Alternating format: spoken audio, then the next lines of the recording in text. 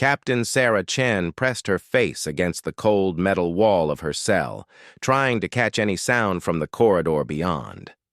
The alien ship hummed with a low frequency that made her bones ache, and the purple lighting cast everything in an otherworldly glow. She had been captured 3 days ago during what should have been a routine diplomatic mission to the Kepler 442 system. The door to her cell hissed open, and 2 tall figures entered. The Vorthak were an imposing species, standing nearly 8 feet tall with chitinous exoskeletons that gleamed like polished obsidian. Their multiple eyes moved independently, giving them an unsettling appearance that had unnerved many human diplomats in previous encounters. "Human Chen," the lead Vorthak spoke through its translation device, the mechanical voice devoid of emotion. "Commander Zekthul requires your presence." Sarah straightened her uniform and followed without protest. She had served in the Earth Defense Corps for 15 years, and she knew when to pick her battles. The corridor stretched endlessly before them, lined with what appeared to be biological components integrated seamlessly with advanced technology. The ship itself seemed alive, pulsing gently as they walked. The command center was vast, with a domed ceiling that displayed real-time images of nearby star systems. Dozens of Vorthak worked at stations that seemed to grow from the floor like organic mushrooms. At the center of it all stood Commander Zekthul, easily the largest Vorthak Sarah had ever seen. His exoskeleton bore intricate scarring patterns that she recognized as marks of military achievement. "Captain Chen of the human vessel Endeavor," Zekthul announced as she approached. His voice carried an authority that made the other aliens stop their work and turn to observe. "You will submit to examination." Sarah kept her expression neutral, though her mind raced. "What kind of examination, Commander?" "Complete biological and psychological analysis," Zekthul replied, circling her slowly. "Your species has proven troublesome. We require understanding of human capabilities before proceeding with our plans for your world." The captain felt a chill run down her spine. This was not a diplomatic encounter gone wrong. This was intelligence gathering for an invasion. "And if I refuse?" Zekthul stopped directly in front of her, his primary eyes focusing with laser intensity. "You have no choice, human. Your ship was disabled. Your crew is dead. You are the last survivor, and you will provide us with the data we require." Sarah's heart hammered against her ribs, but she forced herself to remain calm. The news of her crew's death hit her like a physical blow, but she could not afford to show weakness now. Lieutenant Rodriguez, Engineer Thompson, Dr. Martinez, all gone because they had walked into what was clearly a trap. "What do you want to know?" she asked quietly. "Everything," Zekthul replied. "Your physical limitations, mental capacity, emotional responses, pain tolerance, social structures, military capabilities. We have conquered 17 species across 4 galaxies, Captain Chen. Each conquest became easier as our understanding improved." The commander gestured to a nearby station where several Vorthak technicians were preparing what looked like a combination medical table and computer interface. Cables and sensors hung from the ceiling like mechanical vines, and Sarah could see injection ports along the sides of the device. "Your cooperation will determine whether the process is merely uncomfortable or genuinely agonizing," Zekthul continued. "We have learned that most species respond better to incentives." Sarah walked closer to the examination table, her mind working furiously. She had been trained for situations like this, though she had never expected to face alien interrogators. The key was to appear compliant while looking for opportunities and gathering intelligence of her own. "How many other humans have you examined?" she asked. Zekthul's mandibles clicked in what might have been amusement. "You are the first, Captain. Your species has been remarkably elusive until now. Most civilizations send delegations when we arrive in their systems. Humans seem to prefer avoidance." That was interesting information. It meant Earth's policy of cautious contact with alien species had actually worked in their favor. While other civilizations might have rushed to establish relations, humanity had remained suspicious and careful about revealing their capabilities. "Begin the physical examination," Zekthul ordered his technicians. Sarah climbed onto the table without resistance, allowing the Vorthak to attach various sensors to her skin. The devices felt warm and seemed to adapt to her body temperature automatically. She watched the readings appear on screens around the room, noting that the aliens seemed particularly interested in her cardiovascular and nervous system data. "Remarkable," one of the technicians commented. "The human shows elevated stress indicators but maintains exceptional motor control and cognitive function." "Elaborate," Zekthul commanded. "Most species experience significant performance degradation under examination conditions. Fear typically causes approximately 40% reduction in problem-solving ability and fine motor skills. This human shows less than 5% degradation." Sarah filed that information away.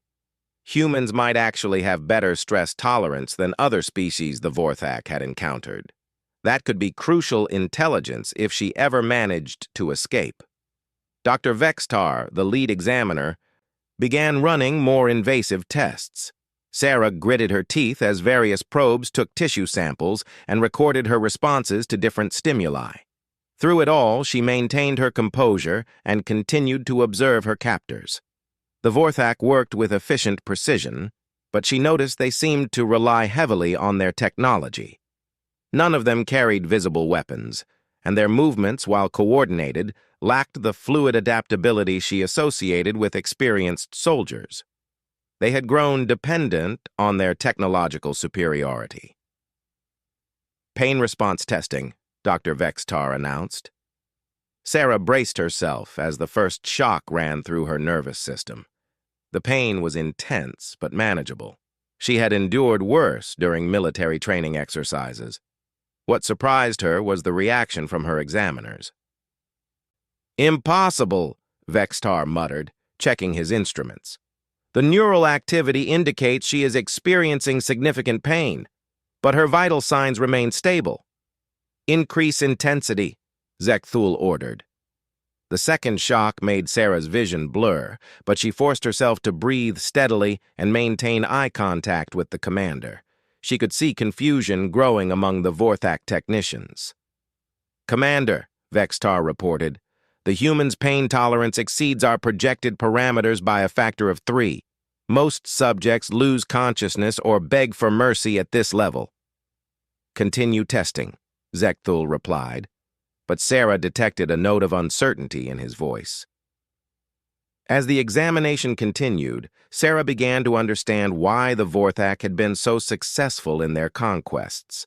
They approached warfare and domination like a science, gathering precise data on their enemies' capabilities and weaknesses before striking.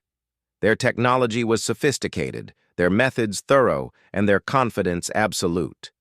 But that confidence might also be their weakness. They expected other species to behave according to their established patterns and data models. Humans, apparently, were not conforming to those expectations. "Cognitive testing phase," Vextar announced, and Sarah felt a different kind of probe touch her mind. Not painful, but invasive in a way that made her skin crawl. Images flashed through her consciousness, mathematical problems, spatial puzzles, pattern recognition challenges. She solved them quickly, almost automatically, while another part of her mind remained focused on gathering information about her captors. The Vorthak became increasingly agitated as the results appeared on their screens. "Her problem-solving speed exceeds the average for previously encountered species by 60%, one technician reported. "More concerning," added another, "she appears to be solving multiple problem sets simultaneously while maintaining awareness of her surroundings." Sarah allowed herself a small smile. Humans might not have the most advanced technology in the galaxy, but their capacity for multitasking and adaptive thinking had evolved through millions of years of survival challenges. No laboratory could replicate the complex environmental pressures that had shaped human cognition. Emotional response evaluation, Vexitar continued, and new images began flowing through Sarah's mind. Scenes designed to trigger fear, anger, sadness, and despair. She saw projections of Earth under attack, cities burning, her loved ones in danger. The images were obviously fabricated, but they were crafted to be as disturbing as possible. Sarah felt the expected emotional responses, but she also felt something else. A cold, calculating anger that seemed to sharpen her focus rather than cloud it. "Anomalous readings again, Commander," Vexitar reported. "The human shows strong emotional responses to the stimuli, but instead of impairment, her cognitive performance actually increases under emotional stress." Zekthul moved closer to examine the displays himself. "Explain this phenomenon." "Unknown, sir. It appears that negative emotional states trigger enhanced problem-solving abilities and heightened awareness in this specimen." "This contradicts our models for all previously studied species." Sarah realized she was seeing something important. Other species apparently became less effective when scared or angry, but humans often performed better under pressure. It was why human athletes often exceeded their training performance during competitions, why human soldiers could think clearly in the chaos of battle, why human explorers had survived impossible situations throughout their history. The examination continued for hours. The Vorthak tested her memory, reaction time, spatial reasoning, social understanding, and dozens of other cognitive functions.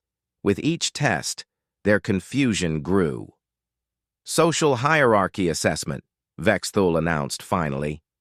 New images filled Sarah's mind, scenarios showing various authority structures, pack behaviors, and dominance displays from different species.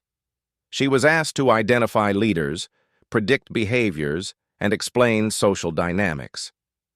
"Fascinating," Vexitar murmured as he reviewed her responses. "The human demonstrates understanding of multiple social structures simultaneously and can predict behavior in species she has never encountered." "This is concerning," another technician added. "Previous species showed expertise only in their own social models. This human appears to possess intuitive understanding of general social principles." Sarah understood their concern. Humans were social chameleons, capable of adapting to different cultural contexts and understanding various forms of organization. It was why human diplomats had been relatively successful in establishing relations with diverse alien species, and why human traders could navigate complex interspecies commerce. As the tests concluded, Sarah could see the Vorthak leadership engaged in rapid discussion. Their body language suggested disagreement and possibly alarm. She had clearly not provided the data they expected. "Transport the human back to containment," Zekthul finally ordered. "Continue analysis of the collected data. I want a complete report within 6 hours." As the guards escorted her back to her cell, Sarah reflected on what she had learned. The Vorthak were methodical conquerors who relied on understanding their enemies' limitations. They had conquered 17 other species by identifying weaknesses and exploiting them systematically. But humans might not fit their models. The question now was whether this knowledge would help her survive what was coming next. As the cell door sealed behind her, Sarah began planning. She had been trained never to surrender, and she had no intention of being the source of intelligence that would help these aliens conquer her species. The Vorthak thought they were examining her, but Sarah Chen was examining them right back, and she was beginning to understand that their greatest strength, their systematic, methodical approach to conquest, might also be their greatest vulnerability when faced with a species that refused to behave according to their calculations. The real test was just beginning. Sarah had been in her cell for exactly 4 hours and 23 minutes when the alarms began blaring. The purple lighting shifted to an angry red, and she could hear the heavy footsteps of Vorthak's soldiers running through the corridors. Something had gone wrong with their carefully ordered ship. The cell door burst open, and Zekthul himself entered, flanked by 4 guards with energy weapons drawn.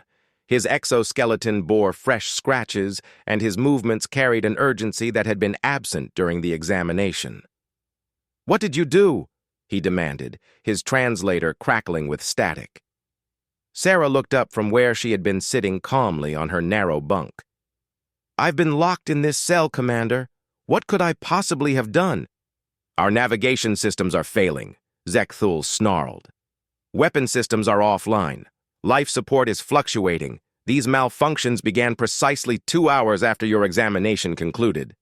"That's unfortunate," Sarah replied, maintaining her innocent expression.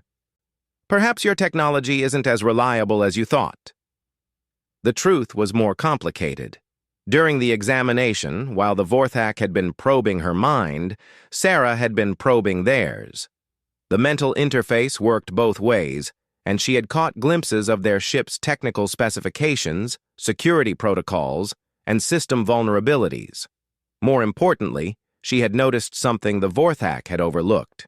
Their ship's biological components were not just decorative, they were integral to the vessel's function, and they were vulnerable to specific electromagnetic frequencies that human brain activity naturally produced under stress. "Bring her," Zekthul ordered his guards. They marched Sarah through corridors filled with panicking Vorthak technicians. Emergency lights cast chaotic shadows on the walls, and she could see alien crew members working frantically at stations that sparked and flickered unpredictably.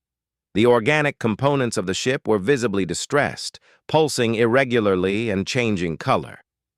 In the command center, chaos reigned. Dr. Vextar stood over a bank of failing instruments, his multiple eyes darting between readings that made no sense. Other officers shouted reports in their native language, their translators struggling to keep up with the rapid-fire communication. "Commander," one officer reported, "we've lost contact with the fleet. Long-range sensors are giving false readings. If we don't restore navigation soon, we'll drift into the system's asteroid field." Zekthul grabbed Sarah by the shoulder with enough force to leave bruises. "You will explain what is happening to my ship." Sarah looked around at the failing systems and the growing panic among the crew. "You want my analysis, Commander?" "Immediately." "Your ship is rejecting me," Sarah said calmly. "Or more accurately, it's reacting to my continued presence in ways your scientists didn't anticipate." Dr. Vextar's mandibles clicked rapidly, a sign of extreme agitation she had learned to recognize. "Impossible. The bioneural networks are shielded against external interference." "Are they?" Sarah asked. "Because during your examination, I noticed something interesting. Your ship doesn't just use biological components. It is biological, isn't it? A living entity that you've integrated with your technology." The silence that followed her statement was telling. She had guessed correctly. "The ship entity responds to the neurological patterns of the beings inside it," Sarah continued. "It's designed to harmonize with Vorthak brain activity, creating a seamless interface between crew and vessel. But human neurological patterns are different. My presence is like a discordant note in your carefully tuned symphony." "She cannot possibly understand our bio-integration technology," another officer protested, but his voice carried uncertainty. "Can't I?" Sarah smiled. "Let me tell you what else I observed during your tests. Your ship entity is incredibly sophisticated, but it's also sensitive. It's been trying to accommodate my presence, but human thoughts are too chaotic, too multifaceted. We don't think in the linear patterns your ship expects." Zekthul's primary eyes focused on her with laser intensity. "How do you know this?" "Because while you were examining me, I was paying attention. Your mental probes work both ways, Commander. I saw glimpses of your ship's neural architecture. More importantly, I felt how it reacted to my thoughts during the cognitive tests. The truth was even more remarkable than she was revealing. During the examination, Sarah had realized that the ship's biological systems were not just sensing her thoughts. They were trying to integrate them. But human consciousness was too complex, too dynamic for the ship's relatively simple biological programming to process. The resulting feedback was causing systematic failures throughout the vessel. "This is why you're losing navigation," she continued. "The ship can't plot courses while trying to process human thought patterns. It's why your weapons are offline. The targeting systems are confused by the way humans visualize space and motion. Your life support is failing because the ship can't understand human metabolic needs." Another alarm began sounding, and a technician called out in panic. "Commander, engine containment is destabilizing. We're losing antimatter magnetic fields." Zekthul turned to Dr. Vextar. "Can we isolate her from the ship's neural networks?" "The biointegration is too complete," Vextar replied, his voice tight with fear. "Every surface, every system is connected. As long as she remains aboard, her neurological emanations will continue to interfere." "Then we jettison her," Zekthul decided. "Into space?" Sarah asked. "That's murder, Commander. I thought you needed me alive for your invasion plans." "Better one dead human than a destroyed flagship," Zekthul growled. "Actually," Sarah said, "I have a better suggestion." The Vorthak commander paused, desperation overriding his pride. "Explain. Let me help you stabilize your systems. I can teach your ship to filter out human thought patterns instead of trying to integrate them. But I'll need access to your neural control interfaces." "Absolutely not," Dr. Vextar interjected. "Giving a hostile alien access to our bio-neural networks would be catastrophic." Another systems failure alarm joined the cacophony, and Sarah could see several Vorthak crew members collapsing as the life support struggled to maintain proper atmospheric composition. "Commander," she said urgently, "your ship is dying. Your crew is dying. You can trust me to help, or you can watch everything you've built collapse around you." Zekthul stared at her for a long moment, weighing his options. Around them, the command center continued to deteriorate. Sparks flew from overloaded systems, and the organic components of the ship were beginning to show signs of severe distress. "Why would you help us?" he asked suspiciously. "Because I'm stuck on this ship too," Sarah replied. "If it fails catastrophically, we all die. Besides, helping you stabilize your systems doesn't mean helping you conquer Earth. It just means surviving the next few hours." The logic was sound, but Sarah had additional motivations she wasn't sharing. Getting access to the ship's neural networks would give her unprecedented insight into Vorthak technology and potentially provide opportunities for sabotage that could prevent the planned invasion. "Do it," Zekthul ordered, overriding Dr. Vextar's protests. Sarah was escorted to the ship's bio-neural control center, a chamber she had only glimpsed during her initial capture. The room was a marvel of biological engineering, walls that pulsed with visible neural activity, control interfaces that grew from the floor like organic sculptures, and a central pool of luminescent fluid that seemed to be the ship's primary consciousness center. "The interface helmet will allow you to connect directly to the ship's neural networks," Dr. Vextar explained reluctantly. "But I warn you, if you attempt any hostile action, the ship will defend itself. The neural feedback could kill you instantly." Sarah nodded and donned the strange helmet, feeling its organic components adapt to her skull shape. Immediately, her consciousness expanded beyond her physical form, and she found herself swimming in an ocean of alien thought. The ship entity's mind was vast but simple, like a highly intelligent animal focused entirely on its assigned tasks. She could feel its confusion and distress as it encountered her human thoughts, patterns so different from Vorthak consciousness that the ship couldn't categorize or process them. Easy, Sarah whispered, both aloud and directly to the ship's mind. "I'm not here to hurt you. I'm here to help you understand."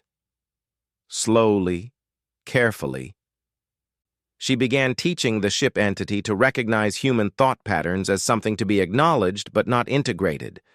It was like training a dog to ignore certain scents, requiring patience, repetition, and gentle guidance. The process was exhausting. Sarah could feel the ship's relief as its systems began to stabilize, but she could also sense something else. The ship entity was learning not just to filter her thoughts, but to understand them. It was becoming curious about human consciousness. "Remarkable," Dr. Vextar reported to Zekthul. "System failures are decreasing across all networks. Navigation is coming back online." Sarah maintained her connection to the ship while monitoring the Vorthak crew's communications. She was learning their tactical procedures, their fleet organization, their invasion timeline.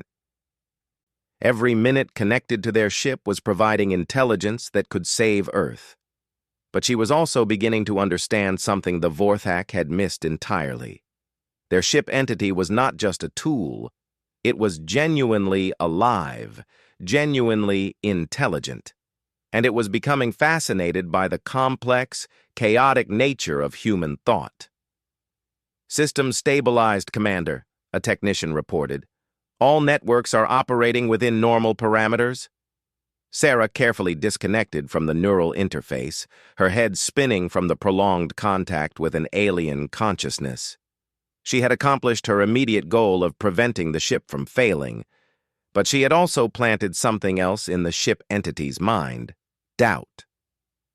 "Impressive work, human," Zekthul admitted grudgingly. "Your species continues to surprise us."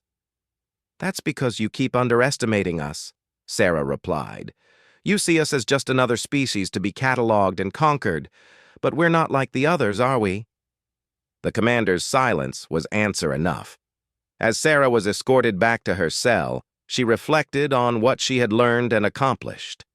The Vorthak fleet would continue toward Earth, but now she understood their capabilities, their weaknesses, and their timeline. More importantly, she had established a connection with their ship entity that might prove crucial in the battles to come. The examination was over, but the real test was just beginning. And Captain Sarah Chen was no longer just a prisoner. She was a saboteur operating in the heart of enemy territory, armed with knowledge that could change the fate of humanity. The aliens thought they had finished studying her, but Sarah was just getting started studying them. Sarah had been back in her cell for only 30 minutes when she felt it, a subtle vibration in the ship's hull that indicated they were beginning their final approach to Earth. Through her brief connection to the ship's neural networks, she had learned that the Vorthak invasion fleet consisted of 12 massive vessels, each capable of devastating entire continents. But she had also learned something else, something the Vorthak had never suspected about their own technology. The cell door opened, and Zekthul entered alone. His exoskeleton bore the marks of hasty repairs from the recent systems crisis, and his body language suggested he was operating under tremendous pressure. "The fleet commanders are concerned," he said without preamble. "Your interference with our ship has raised questions about proceeding with the invasion." Sarah looked up from her bunk, keeping her expression neutral. "Smart commanders, they're right to be concerned." "Explain." "You built your entire conquest strategy around the assumption that other species would behave according to your models," Sarah replied. "But humans don't fit your models, do we? And if one human can cause this much disruption to your flagship, what do you think an entire planet of humans might do to your invasion force?" Zekthul's mandibles clicked rapidly, a sign of agitation she now recognized. "You are one individual aboard a controlled environment. Your planet's population cannot interfere with our ships from the surface." Sarah smiled. And something about her expression made the alien commander take a step backward. "Can't they? You know what I discovered during my connection to your ship's neural networks, Commander?" "Enlighten me." Every ship in your fleet is connected through quantum-entangled bio-neural links. It's how you coordinate your attacks, share targeting data, maintain formation across vast distances. It's brilliant engineering. What is your point, human? My point is that your ships aren't just connected to each other, they're vulnerable to each other. When I interfered with your vessel's systems, the disruption was transmitted through those quantum links to every other ship in the fleet. They all experienced minor fluctuations. The color drained from Zekthul's exoskeleton, literally. Sarah watched with fascination as his chitinous shell shifted from obsidian black to a pale gray. She had hit upon something significant. "Impossible," he whispered. "The quantum buffers prevent cascade failures." "Do they?" Sarah stood up, moving closer to the alien commander. "Because during my neural interface session, I felt the other ships. 11 distant minds, all connected to this one. Your ship entity isn't just one consciousness, it's part of a collective. And collectives have vulnerabilities that individual minds don't." Before Zekthul could respond, alarms began sounding throughout the ship. But these were different from the system failure alerts Sarah had heard before. These were combat alarms. "Commander, to the bridge immediately," came the urgent voice over the ship's communication system. "We have multiple human vessels approaching at high velocity." Zekthul's eyes widened. "That's impossible. Your species doesn't possess faster-than-light travel." "We don't," Sarah agreed. "But we do have something you clearly didn't account for. Stubbornness. How long do you think it took my government to analyze the wreckage of the first Vorthak scout ships that entered our system? How long to reverse engineer your propulsion technology? How long to build a defense fleet?" The alien commander grabbed her roughly. "Your ship was alone when we captured it." "My ship was a decoy," Sarah said calmly. "The Endeavor was designed to be captured. I volunteered for this mission, Commander.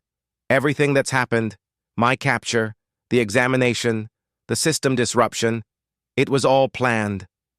Zekthul's grip tightened. "You're lying."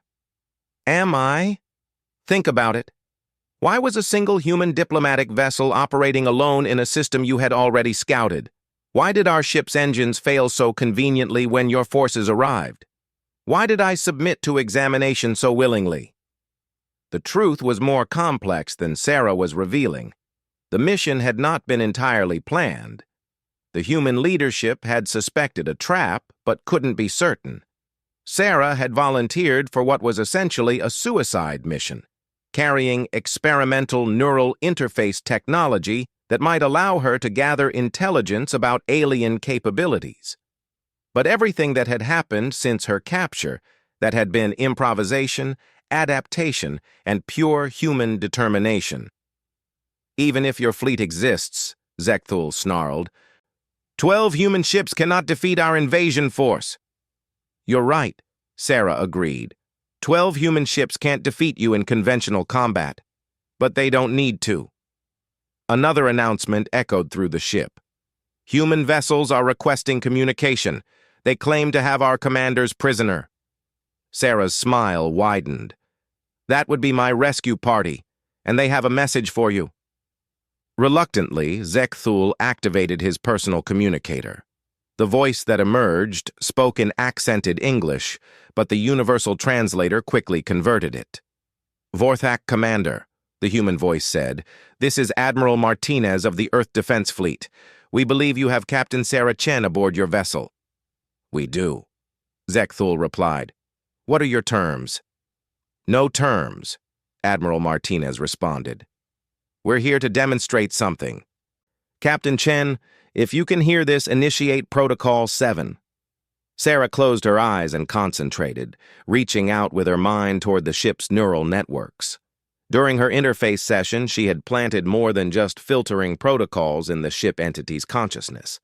She had embedded a piece of human thought patterns deep within its core programming. Now she activated it. The effect was immediate and devastating. The ship's bioneural networks began broadcasting pure human consciousness patterns through the quantum links connecting the entire fleet. 12 massive vessels suddenly found their ship entities overwhelmed by the chaotic, multifaceted nature of human thought. On the bridge, Zekthul watched in horror as his invasion fleet began to scatter like startled animals. Ships that had maintained perfect formation for months suddenly veered in different directions, their navigation systems confused by thought patterns they couldn't process. "What have you done?" he demanded. "I've introduced your fleet to human creativity," Sarah replied. "Your ship entities are trying to process thoughts about art, music, philosophy, dreams, love, fear, hope, all the messy, contradictory emotions and ideas that make us human. They can't categorize us, so they can't function properly." The communication system crackled with panicked reports from other vessels. "Navigation is compromised. We're heading into the star. Weapons systems are firing randomly. The ship entity is singing? Why is it singing? Life support is producing oxygen at dangerous levels." Sarah actually laughed, at that last report. "One of my memories was about climbing mountains on Earth. The ship is trying to replicate the feeling of thin air at high altitude." Zekthul stared at the tactical display in disbelief as his perfectly coordinated invasion fleet dissolved into chaos. Some ships were spinning helplessly, others were racing away from Earth at maximum speed, and at least 3 were flying in lazy circles as their ship entities became fascinated by human memories of childhood games. "This is temporary," he said desperately. "Our technicians will find a way to purge your contamination from our networks." "Maybe," Sarah agreed. "But how long will it take? Hours? Days? And what happens to your crews while the ship entities are having existential crises about the nature of consciousness and the meaning of beauty?" Another report came through. "Commander, Ship 7 just jettisoned its entire weapons array. The ship entity says violence is aesthetically displeasing." Sarah shook her head in amazement.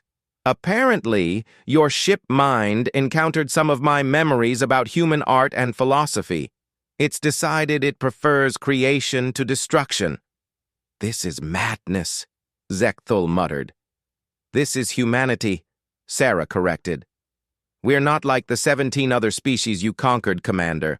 We don't fit into neat categories or predictable patterns. We're chaotic, contradictory, and completely unpredictable. And now your entire fleet is trying to think like us."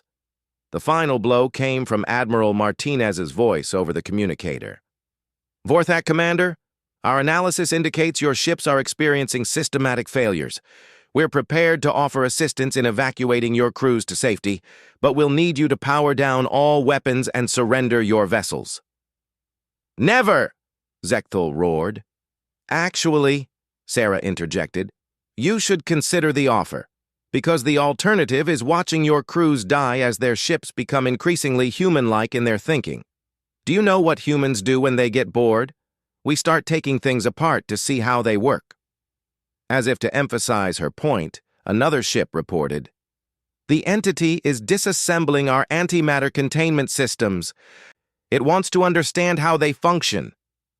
Zekthul stared at Sarah with something approaching awe. "You planned this from the beginning." "Not all of it," Sarah admitted. "But I knew that if I could get inside your networks, I could plant something that would grow and spread. Human consciousness is like a virus to your bioneural systems. It's too complex to process, but too interesting to ignore." The alien commander looked around his failing bridge, then back at the human who had single-handedly destroyed his invasion fleet without firing a shot. "Your species is terrifying," he said quietly. "Only when we need to be," Sarah replied. "But we're also capable of incredible compassion, creativity, and cooperation. That's what your ship entities are discovering right now. They're learning that consciousness doesn't have to be simple or orderly to be beautiful." Over the next several hours, the Vorthak invasion fleet was systematically evacuated by human rescue ships. The alien crews were taken into protective custody, while their vessels, now completely integrated with human thought patterns, were towed to safe distances from Earth. Sarah stood on the bridge of the Admiral Martinez, watching through the viewports as the former Vorthak flagship drifted peacefully nearby. She could feel the ship entity's contentment through the neural link that still connected them. It had stopped trying to be a weapon and had begun exploring concepts like curiosity, wonder, and joy. "Captain Chen," Admiral Martinez said, joining her at the viewport. "What happens now?" Sarah considered the question. 12 alien vessels with incredibly advanced technology were now essentially friendly to humanity, their ship entities having been transformed by exposure to human consciousness. The Vorthak crews were prisoners, but they were also potential teachers who could help humanity understand technologies beyond their current comprehension. "Now we learn from each other," Sarah replied. "The Vorthak thought they were examining me to understand human weaknesses. Instead, they discovered human strengths they never imagined. And we learned that consciousness isn't something to be conquered, it's something to be shared." In the weeks that followed, the transformed Vorthak ships became the foundation for a new kind of space exploration. Their ship entities, now enriched by human thought patterns, proved eager to explore the universe not as conquerors, but as curious travelers seeking beauty, knowledge, and new forms of consciousness. Zekathul, in his new role as a reluctant ambassador to humanity, often wondered what would have happened if his people had approached Earth with curiosity instead of conquest. Sarah Chen, meanwhile, had become something unique in the galaxy, a human who could speak directly to alien machine consciousness, bridging the gap between species through the simple act of sharing what it meant to be human. The examination was over, but the real exploration was just beginning. And for the first time in their long history of conquest, the Vorthak had encountered something they couldn't defeat or catalog: the endless, chaotic, beautiful complexity of human nature.